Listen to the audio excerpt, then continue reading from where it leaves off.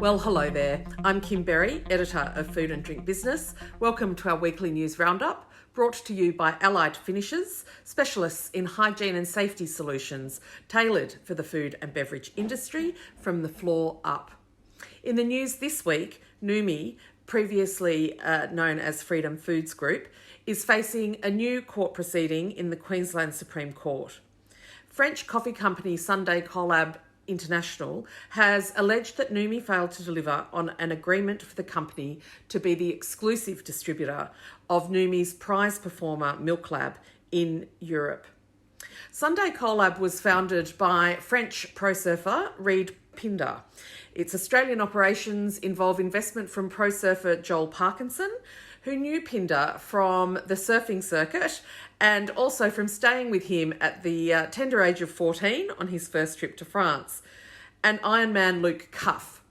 Parkinson was also one of the founders of Bolter Brewing, along with shark fighter Mick Fanning, which was sold to Asahi Beverages, Carlton and United Breweries in 2019 for allegedly between $150 and $200 million. Noumi alleges that no agreement was made. Sunday Collab is seeking more than $27 million in damages, while Noumi says that the claims are without merit and misconceived. Noumi is already facing a joint class action in the Victorian courts, alleging that the company and its auditor Deloitte breached the Corporations Act, the Australian Securities and Investments Commission Act, and the Australian Consumer Law Act. Meanwhile, in other Noumi news, the company has divested all of its shares in Australian fresh milk holdings to meet obligations from its settlement with US almond growing group Blue Diamond. The shares were sold to two companies, New Australia Holdings and Leppington Pastoral Investments.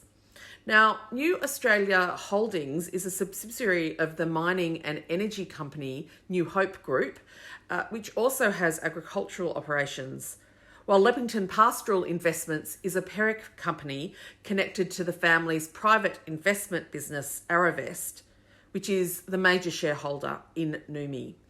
I hope you're paying attention because there'll be a quiz later. Head to the website. We have all major comprehensive coverage of the Freedom Foods story.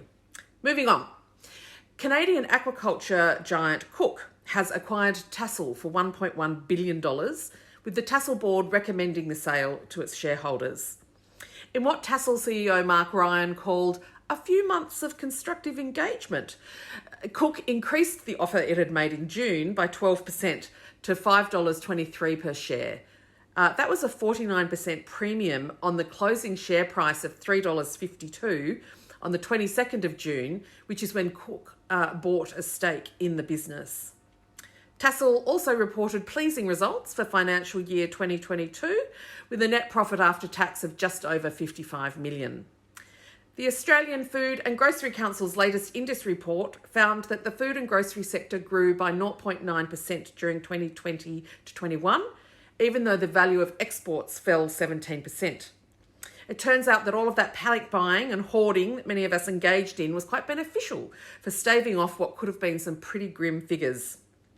Of course, these results reflect a simpler time when we were just contending with a global pandemic. Now we have that, geopolitical instability, and rising inflation. What a trifecta. To something really interesting, mind-blowing even, and history-altering. Scientists from the ARC Centre for Excellence in Synthetic Biology, Macquarie University, and the Australian Wine Research Institute have had a major breakthrough in yeast genome engineering. There's a global project underway that's attempting to synthesize the entire genome of the yeast Saccharomyces cerevisiae, or, as many of us would know it, brewer's yeast. It's a workhorse yeast used in winemaking, brewing and baking, and has been around and used for centuries. The Australian team has managed to use the unique genomic sequence from a range of yeast strains and assemble them into a completely new chromosome. Remarkable. It's enabled them to impart new characteristics of the strain to ferment sugars that it normally wouldn't be able to, which of course then widens opportunities for new industrial purposes. Some people are really smart. really quite remarkable. And finally, a new podcast episode is up and out. It's a cracking conversation with the ANZ Japan President for Mondelez, Darren O'Brien. Tune in for his insights and thoughts on the local and global food and beverage manufacturing sector. And really, surely that will do for today. For all these stories and more, please head to the website foodanddrinkbusiness.com.au. Thanks to Allied Finishers. And with that, I'm Kim Berry, over and out.